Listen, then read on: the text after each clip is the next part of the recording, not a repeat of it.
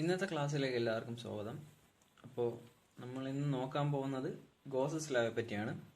അപ്പോൾ നമ്മൾ ഇലക്ട്രോസ്റ്റാറ്റിക്സിൽ ഫസ്റ്റ് ആദ്യം ഒരു ലോ പറഞ്ഞായിരുന്നു, കൂളംസ് ലോ. അത് കഴിഞ്ഞിട്ട് ഇപ്പോൾ പറയാൻ പോകുന്നത് ഗോസസ് ലോ ആണ്. ഗോസസ് ലോ മെയിനായിട്ടും ഡീൽ ചെയ്യുന്നത് ഒരു ബോഡിയുടെ അല്ലെങ്കിൽ ഒരു ചാർജ് കാരണം ഉണ്ടാവുന്ന ഫ്ലെക്സിനെ പറ്റിയാണ്. നമ്മളിപ്പോൾ അല്ലാതെ ഫ്ലെക്സിൻ്റെ ഒരു ഇക്വേഷൻ കഴിഞ്ഞ ക്ലാസ്സിൽ പഠിച്ചായിരുന്നു, d∅ എന്നും പറഞ്ഞിട്ട്. ഈ ഫ്ലെക്സിൻ്റെ മീനിങ് എന്തുവാണ് കഴിഞ്ഞ ക്ലാസ്സിൽ പറഞ്ഞായിരുന്നു. ഫ്ലെക്സ് എന്ന് പറഞ്ഞു കഴിഞ്ഞാൽ ഒരു ബോഡി ഉണ്ട്, ആ ബോഡി കൂടെ അല്ലെങ്കിൽ ഒരു സർഫസിൽ കൂടി പാസ് ചെയ്ത് പോകുന്ന ഇലക്ട്രിക് ഫീൽഡ് ലൈൻസിൻ്റെ എണ്ണം. അതിനെയാണ് നമ്മൾ എന്തെന്ന് പറഞ്ഞത്, ഫ്ലെക്സ് എന്ന് പറഞ്ഞത്. ഇനിയിപ്പോൾ ഞാൻ ഒരു പോയിന്റ് ചാർജ് എടുത്തു കഴിഞ്ഞാൽ ഫ്ലെക്സ് എപ്പോഴും ഔട്ട്വേർഡ് രീതിയിലായിരിക്കും പോകുന്നത്, അല്ലേ? ഇത് എന്താണ് പറയുന്നത്, ഫ്ലക്സ് അല്ല, നമ്മുടെ ഇലക്ട്രിക് ഫീൽഡ് ലൈൻസ് പാസ് ചെയ്ത് പോകുന്നത് ഒരു എന്താണ് റേഡിയലി ഔട്ട്വേർഡ് ആയിരിക്കും. +q -q ആണെങ്കിലോ, -q ആണെങ്കിൽ അകത്തോട്ടായിരിക്കും വരുന്നത്, റേഡിയലി ഇൻവേർഡ് ആയിരിക്കും. ഇതൊക്കെ കഴിഞ്ഞ മുമ്പത്തെ ക്ലാസ്സിൽ നമ്മൾ ഡിസ്കസ് ചെയ്തിട്ടുള്ളതാണ്. അപ്പോൾ ഈ കേസിൽ നമ്മൾ മെയിനായിട്ടും സ്റ്റാൻഡേർഡായിട്ട് ഇപ്പോൾ എടുക്കാൻ പോകുന്നത് +q ചാർജിൻ്റെ കേസാണ്. ഇങ്ങനെ ഒന്നല്ല, ഒരു ബോഡിയിൽ ഒരുപാട് ചാർജസ് ഉണ്ടെന്ന് വിചാരിക്കാം, ഒന്നിൽ കൂടുതൽ ഒരുപാട് ചാർജസ് ഉണ്ടെന്ന് വിചാരിക്കാം. ഓക്കെ, അപ്പോൾ ഈ ചാർജസിൻ്റെ എല്ലാം കാരണം, ഈ ഓരോ ചാർജും കാരണവും ഫ്ലക്സ് ഉണ്ടാവുന്നുണ്ടല്ലോ, അല്ലേ? ഈ ഓരോ ചാർജ് കാരണവും ഉണ്ടാവുന്ന ഫ്ലക്സിൻ്റെ എണ്ണം എങ്ങനെ എടുക്കാം എന്നതിനെ പറ്റി ഒരു റിലേഷൻ കൊണ്ടുവന്നതാണ് കോൾഗോസ്. കോൾഗോസ് എന്നാണ് ആ സയൻറ്റിസ്റ്റിൻ്റെ നെയിം. അപ്പോൾ നമ്മുടെ സയൻറ്റിസ്റ്റ് കൊണ്ടുവന്ന ഇക്വേഷൻ എങ്ങനെയാണെന്ന് വെച്ച് കഴിഞ്ഞാൽ, ഗോസ് ലോ പറഞ്ഞ എങ്ങനെയാണെന്ന് വെച്ച് കഴിഞ്ഞാൽ, total flux passing through any closed surface, ഏതെങ്കിലും ഒരു closed surface, okay, closed surface in air is 1/ε0 times the net charge enclosed by the surface. അതായത് നമ്മുടെ ഈ ഒരു ഇക്വേഷൻ പഠിച്ചാൽ മതി. Phi = 1/ε0 times sigma Q. Sigma Q എന്ന് പറയുന്നത് ആ എന്താണ് സർഫസിൽ കിടക്കുന്ന ടോട്ടൽ ചാർജിൻ്റെ എമൗണ്ട് ആണ്. അപ്പോൾ ഞാൻ എന്താ ഇവിടെ പറയുന്നു, ഇതിൻ്റെ ഈ ഒരു +q ചാർജ് ഉണ്ട്. ഓക്കെ, ഈ ഗോസസ് ലോയിൽ പറയുന്ന ഒരു ടൈപ്പ് ഓഫ് സർഫസ് ആണ് ഗോസിയൻ സർഫസ് എന്ന് പറയുന്നത്. ഞാനിപ്പോൾ ഇതാ ഈ ഡോട്ട് ഇട്ട് കാണിച്ചിരിക്കുന്നത് നമ്മുടെ ഗോസിയൻ സർഫസിനെയാണ്.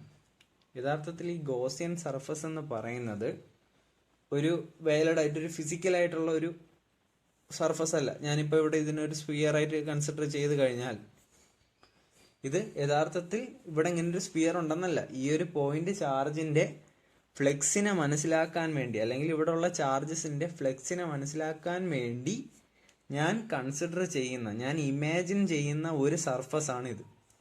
അതുകൊണ്ട് ഈ സർഫസിനെ നമ്മൾ പറയും ഗോസിയൻ സർഫസ് എന്ന് പറയും.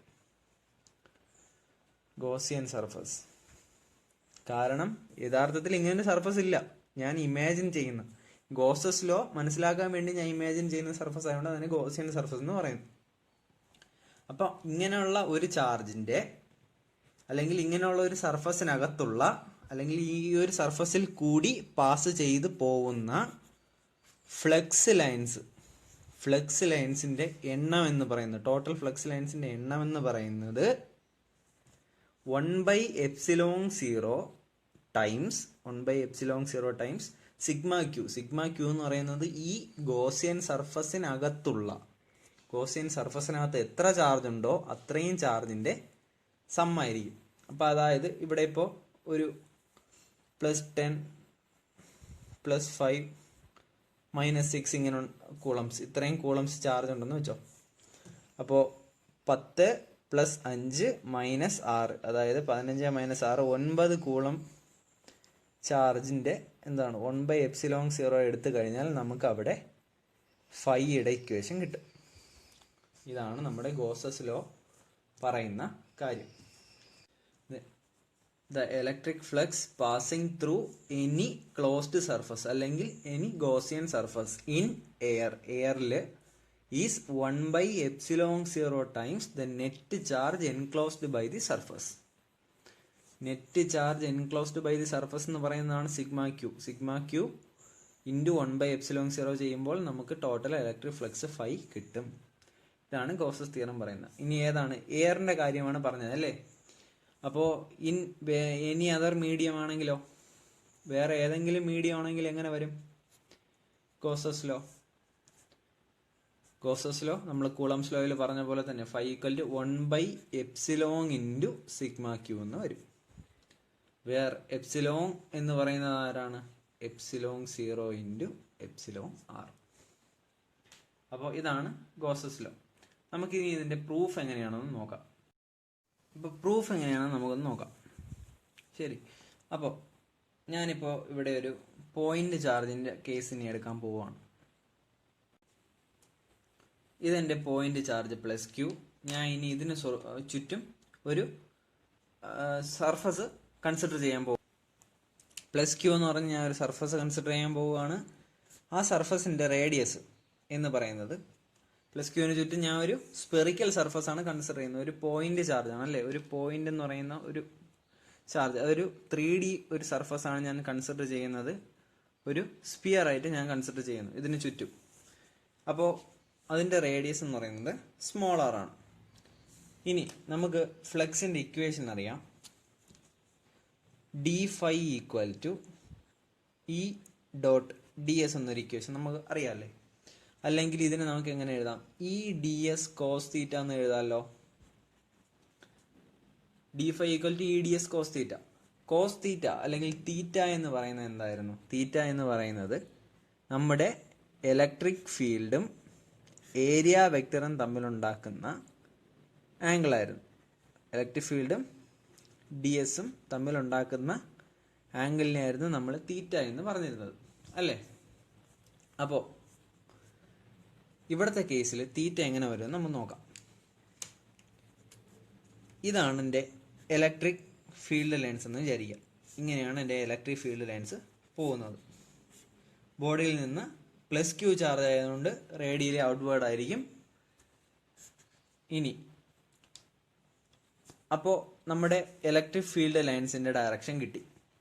ഇനി നമുക്ക് നേരെ സർഫസിൻ്റെ അല്ലെങ്കിൽ ഏരിയ വെക്ടറിൻ്റെ dsൻ്റെ ഡയറക്ഷൻ വേണ്ടേ? അതെങ്ങനെ കണ്ടുപിടിക്കും എന്ന് വെച്ച് കഴിഞ്ഞാൽ, കഴിഞ്ഞ ക്ലാസ്സിൽ പറഞ്ഞായിരുന്നു ഏരിയ വെക്ടർ എന്തായിരുന്നു. ഏരിയ വെക്ടർ എന്ന് പറഞ്ഞു കഴിഞ്ഞാൽ ഒരു സർഫസ് ഉണ്ട്. ആ സർഫസിന് നോർമലായിട്ട് നിൽക്കുന്ന ഒരാളാണ് നമ്മുടെ ഏരിയ വെക്ടർ എന്ന് പറഞ്ഞു. അപ്പോൾ ഇങ്ങനെ ഒരു സർഫസ് എടുത്തു കഴിഞ്ഞാൽ ഏരിയ വെക്ടർ ഇങ്ങനെ നിൽക്കും. സിലിണ്ടർ ആണെങ്കിൽ ഇങ്ങനെ നിൽക്കും. ഇനി സ്പിയർ ആണെങ്കിലോ, സ്പിയറിൻ്റെ പ്രത്യേകത എന്താ? ഫുൾ സൈഡ് എന്ന് പറയുന്നത് ഒരു കർവ്ഡ് സർഫസ് ആണ്. അപ്പോൾ അതിൻ്റെ ഏരിയ വെക്ടർ എന്ന് പറയുന്നത്, അല്ലെങ്കിൽ അതിൻ്റെ ഏരിയയുടെ ഡയറക്ഷൻ എന്ന് പറയുന്നത് ഈ ഇലക്ട്രിക് ഫീൽഡിൻ്റെ സെയിം ഡയറക്ഷൻ തന്നെ ആയിരിക്കും. dsൻ്റെ ഡയറക്ഷൻ എന്ന് പറയുന്നത് ഇലക്ട്രിക് ഫീൽഡിൻ്റെ സെയിം ഡയറക്ഷൻ തന്നെ ആയിരിക്കും. ഈ ബ്ലൂ കാണിച്ചിരിക്കുന്നത് ഇലക്ട്രിക് ഫീൽഡാണ്. അപ്പോൾ അവിടുത്തെ തീറ്റ എന്ന് പറയുന്നത് എത്രയായിരിക്കും? 0 ഡിഗ്രി ആയിരിക്കും. സെയിം ഡയറക്ഷൻ അല്ലേ. അപ്പോൾ തീറ്റ എന്ന് പറയുന്നത് 0 ഡിഗ്രി ആയിരിക്കും. അങ്ങനെയാണെങ്കിൽ നമുക്ക് അവിടെ d∅ വില എങ്ങനെ വരും? d∅ is equal to EdS into cos 0 എന്ന് വരും. അഥവാ EdS കോസ് 0 എന്ന് പറയുന്ന ഒന്നല്ലേ. അപ്പോൾ d∅ ഈക്വൽ ടു EdS എന്ന് വന്നു. ഇനി ഇത് ചെറിയ ഒരു ഏരിയയുടെ ഫ്ലക്സ് ആണ് അല്ലേ. d∅ എന്ന് പറയുന്നത് ചെറിയ ഫ്ലക്സ്, ds എന്ന് പറയുന്നത് ചെറിയ ഏരിയ, E എന്ന് പറയുന്ന അവിടുത്തെ ഇലക്ട്രിക് ഫീൽഡ്. ഇനി നമുക്ക് ടോട്ടൽ ഫ്ലക്സ് കിട്ടാൻ വേണ്ടി എന്ത് ചെയ്യണം? ഇൻ്റഗ്രേറ്റ് ചെയ്യണം. അപ്പോൾ ഇൻ്റഗ്രേറ്റ് ചെയ്യുമ്പോഴത്തേക്കും എന്ത് കിട്ടും? Integrating d∅ equal to integral of EdS എന്ന് വരും. ഇലക്ട്രിക് ഫ്ലക്സ് എന്ന് പറയുന്നത് അല്ലെങ്കിൽ ഇലക്ട്രിക് ഫീൽഡ് എന്ന് പറയുന്നത് കോൺസ്റ്റന്റ് അല്ലേ. അപ്പോൾ അവനെ നമുക്ക് ഇതിൽ നിന്ന് പുറത്തെടുക്കാം. ഇങ്ങനെ വരും. ഇൻ്റഗ്രൽ ഓഫ് d∅ എന്ന് പറയുന്നതോ ടോട്ടൽ ഫ്ലക്സ് ഫൈ എന്നും വരും. ഓക്കെ, ഇൻ്റഗ്രൽ ഓഫ് d∅ എന്ന് പറയുന്നത് ടോട്ടൽ ഫ്ലക്സ്, അവന് നമ്മൾ ഫൈ എന്ന് കൊടുത്തു. ഈ കോൺസ്റ്റന്റ് ആയതുകൊണ്ട് ഇയെ നമ്മൾ പുറത്തെടുത്തു. ഡെറിവേഷൻ ആയാലും ഇൻ്റഗ്രേഷൻ ആയാലും കോൺസ്റ്റന്റ് ഉണ്ടെങ്കിൽ നമുക്ക് ആ ഫംഗ്ഷനിൽ നിന്ന് പുറത്തെടുക്കാം. ഞാനിവിടെ പുറത്തെടുത്ത് എഴുതി. ഇനി integral of D S. Integral of D S എന്ന് പറയുന്നത്, ഡി എസ് എന്ന് പറഞ്ഞാൽ ചെറിയ ഏരിയ. ഇൻ്റഗ്രേറ്റ് ചെയ്യുമ്പോൾ ചെറിയ ഏരിയ എല്ലാം കൂടെ കൂട്ടി കൂട്ടി ആ ടോട്ടൽ ഏരിയ അല്ലെങ്കിൽ ടോട്ടൽ സർഫസ് ഏരിയ ആയിട്ട് കിട്ടും. ഇൻ്റഗ്രൽ ഡി എസ് എന്ന് പറയുന്നത് എന്തായിട്ട് മാറും? ടോട്ടൽ സർഫസ് ഏരിയ ആയിട്ട് മാറും. അപ്പോൾ സ്ഫിയറിൻ്റെ ടോട്ടൽ സർഫസ് ഏരിയയുടെ ഇക്വേഷൻ എന്താണ്? 4πr². 4πr² എന്നല്ലേ നമ്മുടെ സ്ഫിയറിൻ്റെ ടോട്ടൽ സർഫസ് ഏരിയയുടെ ഇക്വേഷൻ. 10th പഠിച്ചിട്ടുള്ളതാണ്. അപ്പോൾ നമുക്ക് ബാക്കിയുള്ള സ്റ്റെപ്പ് നോക്കാം. d5 = E × 4πr² എന്ന് വന്നു. ഇനി ഇയുടെ വില എന്താ? ഇയുടെ വില പണ്ട് നമ്മൾ പഠിച്ചിട്ടുണ്ട്. E = 1/4πε0 × Q/r². Q1 Q2/r² ഏതായിരുന്നു? Q1 Q2/r² വരുന്നത് കൂളംസ് ലോയിൽ, Q/r² വരുന്നത് ഇലക്ട്രിക് ഫീൽഡിൽ. അപ്പോൾ ഈ സെയിം ഇക്വേഷൻ നമുക്ക് ഇങ്ങോട്ട് സബ്സ്റ്റിറ്റ്യൂട്ട് ചെയ്യാമല്ലോ. 1/4πε0 Q/r² × 4πr² എന്ന് വരും. r² r² ക്യാൻസലായി, 4π ക്യാൻസലായി. ഇനി മിച്ചം എന്തുണ്ട്? Flux φ = 1/ε0 × Q. Q എന്ന് പറയുന്നത് അവിടുത്തെ, ഇതിപ്പോൾ പോയിന്റ് ചാർജ് ആയതുകൊണ്ട് ഒരൊറ്റ ചാർജ് മാത്രമേ ഉള്ളൂ. ഇനി ഒരുപാട് ചാർജസ്, ഒരുപാട് പോയിന്റ് ചാർജസ് ഉണ്ടെങ്കിലോ Q1 + Q2 + Q3 എന്ന് വരും, അല്ലെങ്കിൽ σQ എന്ന് വരും. പ്രൂഫ് മനസ്സിലായെന്ന് വിശ്വസിക്കുന്നു. ഇനി ഇതിൻ്റെ ആപ്ലിക്കേഷൻസ് ഉണ്ട് ഗോസസ് ലോയുടെ, നമുക്ക് ബാക്കി അടുത്ത ക്ലാസ്സിൽ കണ്ടിന്യൂ ചെയ്യാം. Okay, thank you for watching.